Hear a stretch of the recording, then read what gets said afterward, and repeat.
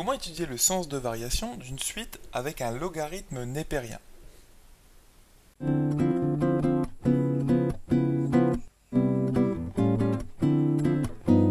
Bonjour à toi et bienvenue sur Star en Maths TV.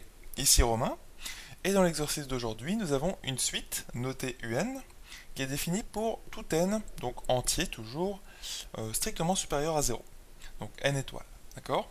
Et ensuite on a le terme de rang n, donc UN, qui est égal au logarithme népérien de 1 plus 1 sur n. Et il faut étudier tout simplement le sens de variation de ta suite UN. Alors ici tu vois bien que tu as une suite qui est définie de façon explicite, c'est-à-dire que tu as UN directement en fonction de n, et pas en fonction de UN-1 ou quelque chose comme ça. Tu as en fait une expression du terme de rang n directement en fonction de n, et ça c'est une définition explicite. Et l'autre type de définition d'une suite, tu te souviens, c'est une définition qui est par récurrence. C'est-à-dire que tu as en gros UN plus 1 qui est égal à f de UN, et non pas de n. Donc en gros le terme suivant en fonction du terme précédent. Donc ici c'est pas ce qu'on a. Ici on a vraiment une définition simple, hein, généralement une définition explicite. C'est vraiment quelque chose qui s'étudie presque comme une fonction, f de x. Là on a f de n, tu vois. Et donc pour étudier finalement le sens de variation de UN, eh bien je te propose deux, voire même trois façons de faire. Alors la première façon de faire, donc on va mettre un comme ça en vert. Première façon de faire, tu te souviens, pour étudier le sens de variation d'une suite, eh bien généralement tu peux tout simplement calculer la différence pour tout n appartenant à l'ensemble de définitions de ta suite, donc la différence UN plus 1 moins UN. Donc tu calcules cette différence-là, d'accord, UN plus 1 moins UN, et tu regardes si pour tout n à partir d'un certain rang, ou pour tout n même appartenant à une étoile, c'est positif. Si c'est le cas, eh bien ça veut dire que ta suite UN est croissante. Si c'est négatif, tout le temps, pour tout n à partir d'un certain rang, ça veut dire que ta suite UN est décroissante. Tu vois? Et si ça vaut 0, bon ça m'étonnerait ici, mais si UN plus 1 moins UN égale à 0, ça veut dire que UN plus 1 égale UN pour tout n, donc ta suite est constante. Donc, a priori, c'est pas le cas ici. Donc voilà, c'est ce qu'on va faire ici. On va vraiment calculer cette différence et on va trouver quoi? Eh bien, on va tout simplement trouver ln. Alors, pour avoir UN plus 1, je remplace partout ici n par n plus 1. Donc c'est ce qu'on fait, on obtient ln de 1 plus 1 sur n plus 1. Voilà, donc tout ça, c'est ln, enfin tout ça c'est un plus 1, pardon, moins un, donc moins tout ceci. Donc ln de 1 plus 1 sur n. Alors maintenant, tu utilises les petites propriétés sur ln que tu connais. Tu te souviens par exemple que ln, on va dire de u moins ln de v, bah, c'est égal à ln de u sur v.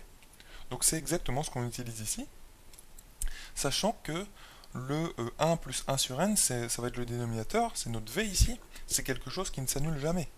Donc tu peux vraiment le calculer sans problème. Ceci, donc ce ln de, donc au numérateur, donc 1 plus 1 sur n plus 1, tout ceci sur 1 plus 1 sur n. Donc je te propose de mettre certaines choses au même dénominateur, ça va quand même nous simplifier la vie, tu vas voir. Donc on va avoir, alors au numérateur, donc 1 plus 1 sur n plus 1, et bien on va obtenir, donc n'oublions pas notre ln, donc on va mettre au même dénominateur, on va obtenir n plus 1.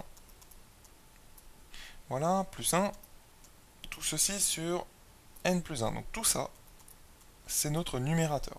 Et tout ceci, donc je mets bien le trait de fraction au niveau du milieu du égal, sur donc n plus 1, le tout sur n. Voilà. Et donc tout ceci, ça va pouvoir se simplifier, puisque en fait on va obtenir ln de, alors, n plus 2, c'est ce qu'on retrouve ici tout en haut, tout ceci sur n plus 1, voilà. Alors facteur de l'inverse de cette chose-là, c'est-à-dire fois n sur n plus 1.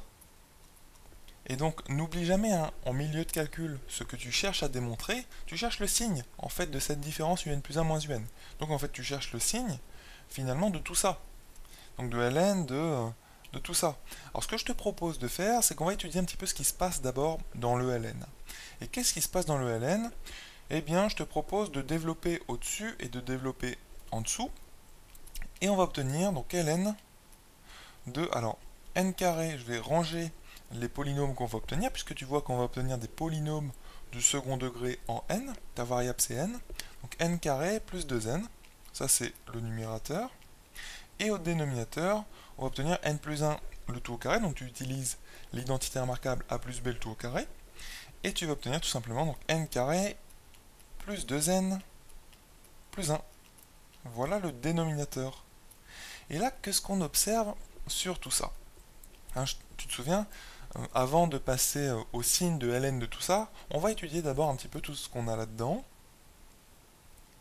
Et en fait, tout ce qu'on a là-dedans, eh bien en fait, si tu regardes, on a une quantité, qui est n au carré plus 2n, sur cette même quantité plus 1. Donc en gros, on a a, qui est un nombre positif ici, hein, sur a plus 1. Donc ça, est-ce que tu peux pas le comparer un petit peu à 0 et à 1, tout ce nombre-là?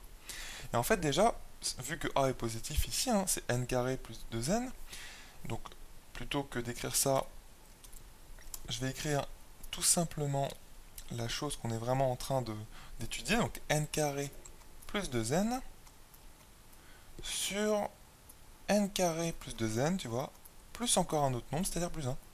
Et bien ça, c'est supérieur à 0, sans problème, hein, parce que n est strictement supérieur à 0. Et tout ceci, comme je te le disais, ce qui est intéressant, c'est que c'est inférieur à 1. Voilà, inférieur ou égal même à 1. Donc, tout simplement, eh bien, qu'est-ce que ça veut dire quand tu passes au ln? Eh bien, souviens-toi que la fonction ln, déjà, c'est une fonction qui est croissante. Et elle est croissante sur quoi? Sur r plus étoile. Souviens-toi que la fonction ln n'est pas définie pour 0. Donc, en gros, quand tu passes à la fonction ln, donc je vais mettre une flèche comme ça et ln au-dessus, eh bien, tu as le droit de le faire, parce que tout simplement, tout ce nombre-là est dans l'intervalle de définition de ln, hein, c'est positif strictement, 1 aussi bien sûr, et tu vas pouvoir garder le sens de l'inégalité parce que ln est croissante. Et ça, rappelle-toi, c'est quelque chose qu'on utilise très souvent en maths. Quand tu connais le sens de variation d'une fonction, eh bien tu peux passer une inégalité en composant entre guillemets l'inégalité avec cette fonction. Et en gardant ou non, ça dépend de la croissance ou de la décroissance de ta fonction. Donc là tu vas obtenir ln de n carré plus 2n, en fait ça va être un plus 1 moins un, hein, tout ça, sur n carré plus 2n plus 1, d'accord, hop, donc tout ça c'est inférieur ou égal à ln de 1. Or qu'est-ce que c'est que ln de 1? Ben, ln de 1 c'est 0. Donc voilà ce qu'on obtient. On obtient tout simplement que un plus 1 moins un, qui tu te souviens c'est ceci, hein, parce qu'on l'a calculé là, et bien c'est inférieur ou égal à 0. Voilà. Et là, qu'est-ce qu'on démontre? On l'a même démontré pour n'importe quel n appartenant à l'ensemble de définition de ta suite, c'est-à-dire n étoiles, grand N étoiles, donc n'importe quel n strictement supérieur à 0. Donc là, on vient de démontrer que un est tout simplement décroissante sur n étoiles. Un est décroissante. Donc voilà pour cette première façon de faire pour étudier le sens de variation de ta suite un. C'est une façon de faire classique, hein, c'est vraiment, tu étudies la différence, le signe même de la différence, un plus 1 moins un, et attention, pour tout n à partir d'un certain rang, et en fait même ici c'était pour tout n appartenant à n étoiles. Voilà, donc là tu as démontré que un plus 1 moins un était négatif, donc un, la suite, est décroissante.